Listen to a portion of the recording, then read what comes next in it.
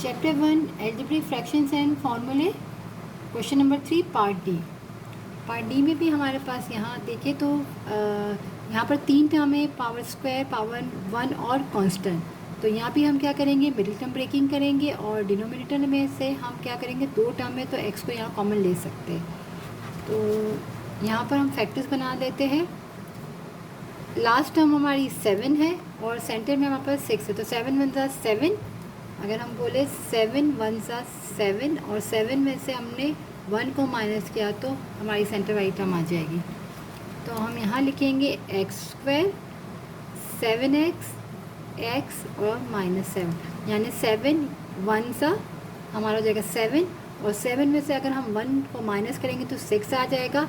तो एक साइन यहाँ भी हमें प्लस की और एक माइनस की लगानी पड़ेगी। यहाँ क्वेश्चन में हमारे पास प्लस है तो बड़े नंबर में प्लस लगाते हैं और छोटे में हम माइनस लगा लेंगे।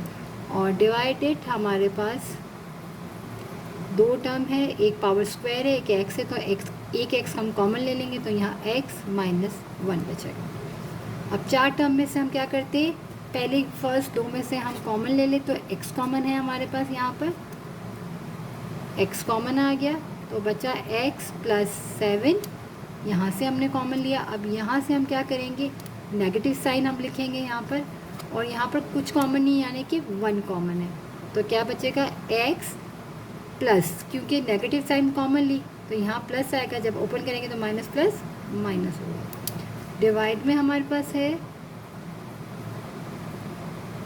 x और x -1। अब हमने जब मिडिल टर्म ब्रेक करते हैं तो यहाँ 3 टर्म में से हमारे पास 4 टर्म होती है। 4 में से हम क्या करते हैं, 2 में से हमने कॉमन लिया तो ये दोनों ब्रैकेट हमारे सेम आए। अब हमारे पास यहाँ पर 2 टर्म है तो यहाँ से हमारे पास x + 7 जो है वो कॉमन है, तो क्या करेंगे हम, यहाँ से x + 7 को हमने कॉमन ले लिया दोनों टर्म में से, तो यहाँ से हमारे पास सिर्फ क्या बचा, x बचा, हमने लिखा x, और यहाँ से हमारे पास ये कॉमन आ गया तो क्या बचा -1 डिवाइडेड x और x -1। तो क्या ये और ये सेम है हमारा, x -1, इसको हमने कैंसिल कर दिया, हमारे पास आ गया x + 7 divided x answer. Part E. Part E में हमारे पास न्यूमरेटर में 2 टर्म है और दोनों क्या है, परफेक्ट स्क्वायर है, तो यहाँ हमारे पास आ जाएगा आइडेंटिटी, हम अप्लाई करेंगे और यहाँ हमारे पास वही 3 टर्म है तो यहाँ पर हम मिडिल टर्म ब्रेक करेंगे। तो यहाँ अगर हम अपनी आइडेंटिटी लगाए तो क्या हो जाएगा, k का स्क्वायर -3 का होल स्क्वायर। आइडेंटिटी हमारी क्या है, a² - b² इक्वल होता है a + b और a - b, जो हमने अभी एक पार्ट में भी सॉल्व और किया था। तो यहाँ पर k का स्क्वायर यानी ओपन करें तो k² और 3 3 9, और डिवाइडेड यहाँ पर हम क्या करेंगे, फैक्टर्स बनाएंगे 12 के, मल्टीप्लाई करें तो 12 और ऐड और सब्ट्रैक्ट करें तो 7 आए। तो 12 हमारे पास 3 4 12 या 4 3 12, 4 और 3 को ऐड करेंगे तो 7 बन जाएगा।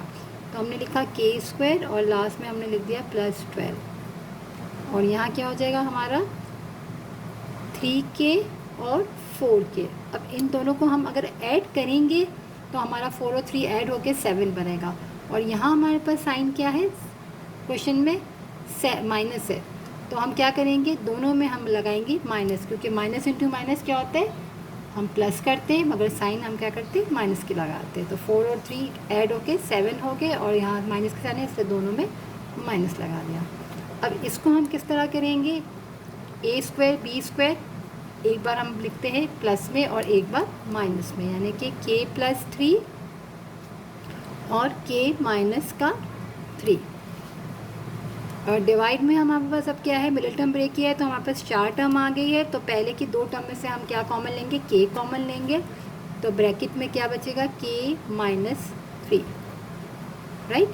अब यहाँ से हमने माइनस की साइन है, हमने लिखा माइनस, और दोनों में कॉमन क्या है 4, तो ब्रैकेट में क्या बचा, k -3, क्योंकि 4 3 12। अब यहाँ पर हमारे पास है k + 3 और k - 3 डिवाइडेड अब ये दो टर्म आ गई, इसमें से k-3 और ये k-3 हमारा क्या है, दोनों में से कॉमन है, हमने ले लिया।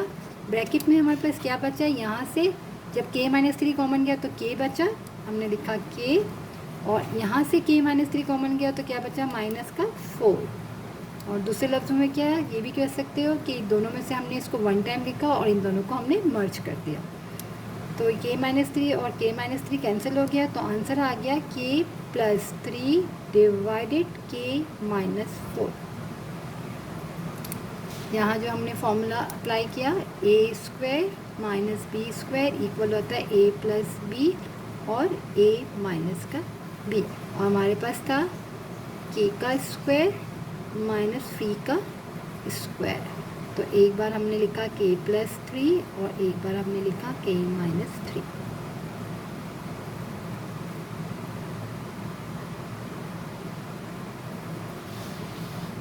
पार्ट F, यहाँ पर हमारे पास दो टर्म है और यहाँ से हमारे पास k कॉमन है, तो हमने k कॉमन लिया।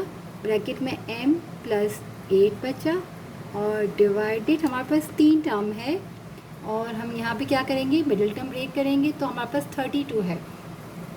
तो 4 8 32, और हम यहाँ लिखेंगे 4 8 हमारे पास हो गया 32, राइट।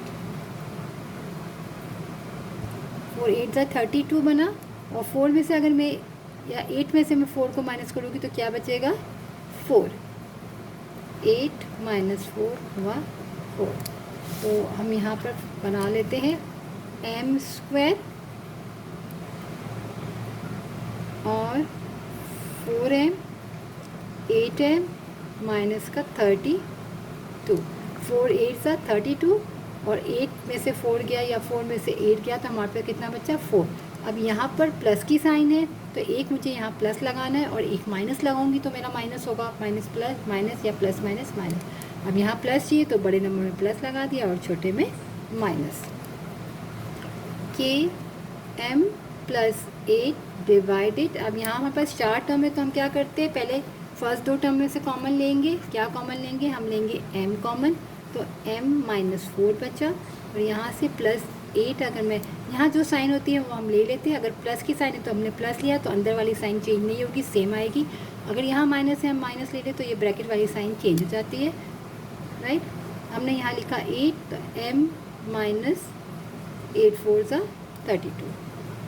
अब यहाँ हमारे पास बचेगा km+8 डिवाइडेड, अब दो टर्म में से क्या कॉमन है, m-4 कॉमन है, और यहाँ पर क्या बचा, m और +8, ये हमने कॉमन ले लिया और इन दोनों को मिला दिया, m+8।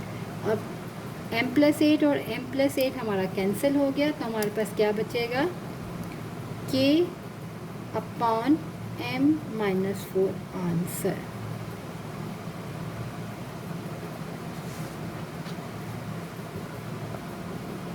यहाँ हमारा m+8 और m+8 कैंसिल हो गया, तो यहाँ बचा k/m-4